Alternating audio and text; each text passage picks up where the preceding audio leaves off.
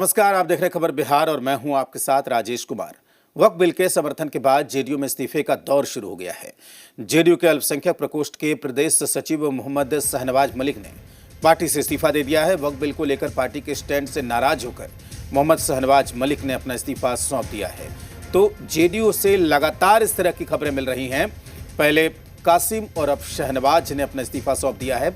आपको बता दें कि गुलाम रसूल बलियाबी भी इसको लेकर अपनी बात कह चुके हैं। तो शहनवाज मलिक ने इस्तीफा दे दिया है। वक्फ बिल को लेकर पार्टी के स्टैंड से वो नाराज हैं।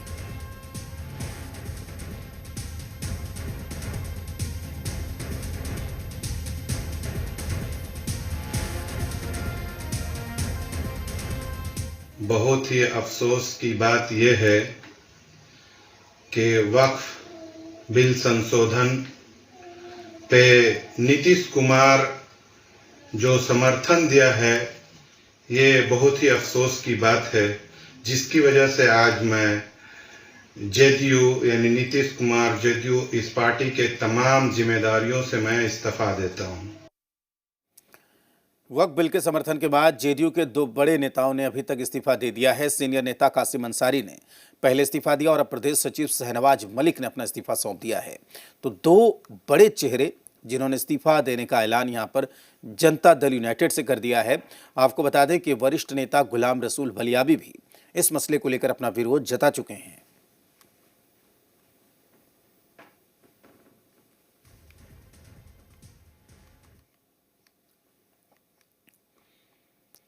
वक्फ बिल को लेकर जेडीयू में बगावत की चिंगारी भड़कनी शुरू हो गई है। जेडीयू के सीनियर नेता कासिम अंसारी ने पार्टी से इस्तीफा दे दिया। लोकसभा में वक्फ बिल का समर्थन करने पर पार्टी के सभी पदों से कासिम अंसारी ने अपना इस्तीफा दे दिया। बाकायदा सीएम नीतीश कुमार को खत लिखकर कासिम अंसारी ने अपना इस्तीफा सौंपा।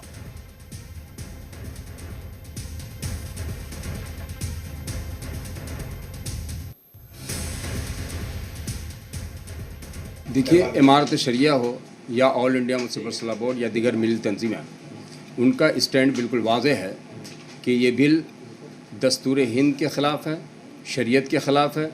इस बिल की वजह से औक़ाफ़ की जायदाद पर नाजायज़ कब्ज़ा होगा, औक़ाफ़ की जायदादों को हड़पना लाजिम आएगा। इसलिए किसी भी सूरत में हम इस बिल को कबूल करने को तैयार नहीं हैं। और जो लोग जो सेकुलर पार्टियां अपने आप को कहती हैं, अगर वो लोग इस बिल की हिमायत करते हैं तो ऐसी सूरत में हम उनके लिए भी गौर करेंगे। फिर हम लोग इसको बाज़ाब्ता लाहेअमल तय करेंगे, सारी जमातें तय करेंगी कि आगे हम लोगों को उनके खिलाफ क्या करना है। वक्फ संशोधन बिल लोकसभा से पास हो गया। संभावना है कि राज्यसभा की मुहर भी इस बिल पर लग जाए। लेकिन वक्फ बिल को लेकर जेडीयू में घमासान मचा हुआ है। संसद में वक्फ बिल का समर्थन करने पर नीतीश कुमार की पार्टी में ही विरोध के सुर उठने लगे हैं। जेडीयू महासचिव मौलाना गुलाम रसूल बलियाबी ने अपनी पार्टी के स्टैंड पर सवाल खड़े किए हैं।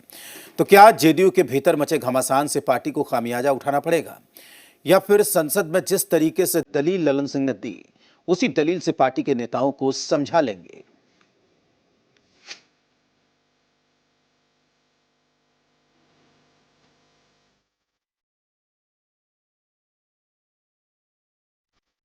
कहीं से ये मुसलमान विरोधी नहीं है, कहीं से मुसलमान विरोधी नहीं है। क्या है वक्फ? वक्फ कोई मुस्लिम संस्था है क्या?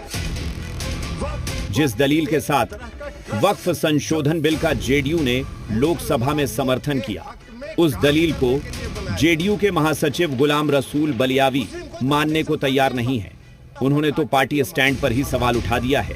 कहीं से ये मुसलमान विरोधी नहीं है कि अब कॉमनल और सेकुलर और कॉमनल दोनों में कोई फर्क नहीं है।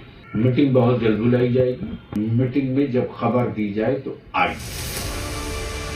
यानी वक्फ संशोधन बिल के मसले पर बीजेपी और जेडीयू के बीच कोई अंतर नहीं रह गया। तो क्या दोनों की वैचारिक लाइन एक हो गई है? सेक्युलर और कम्युनल में कोई फर्क नहीं रह गया है। जो लोग स्वयं को सेकुलर कहा करते थे, अब कहते थे कि हम मुसलमानों के लिए कितना काम किए, उनका पोल खुल गया और उन्होंने मुसलमानों के लिए क्या किया, यह स्पष्ट रूप से सामने आ गया। सेकुलर राजनीति करने वाले तमाम दलों की हैसियत इस बिल के तहत मालूम चल गई है और सबने भारतीय जनता पार्टी के शागिर्दी में जिस तरीके का कुकृत्य किया है, वो मुस्लिम समाज कहीं से भी उन्हें माफ नहीं करेगा। विपक्ष को तो यही मानना है, लेकिन बीजेपी इस मसले पर अलग दलील दे रही है, तो जेडीयू रूठे को मनाने की कवायद में नजर आ रही है। वक्फ संशोधन बिल पे राजनीतिक स्थिति बिल्कुल स्पष्ट हो चुकी है। जनता दल यूनाइटेड ने कल लोकसभा में बिल के समर्थन में मतदान किया। लोकसभा में पार्टी के नेता और केंद्रीय मंत्री आदरणीय ललन सिंह जी ने पहले ही स्पष्ट कर दी।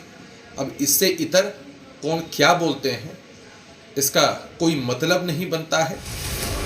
कहीं से मुसलमान विरोधी नहीं है। दरअसल वक्फ बिल को समर्थन देकर जेडीयू ने स्टैंड क्लियर तो कर दिया है, लेकिन यह मैसेज बिहार के अंदर मुस्लिम वोटर्स को क्या गया है, वो शायद पार्टी भी समझ रही है, लेकिन मुश्किल पार्टी के अंदर हुई बगावत की आग से बढ़ गई है। एक गुट इस स्टैंड से खफा है और इस गुट को कैसे मैनेज किया जाएगा, असल सवाल यही है।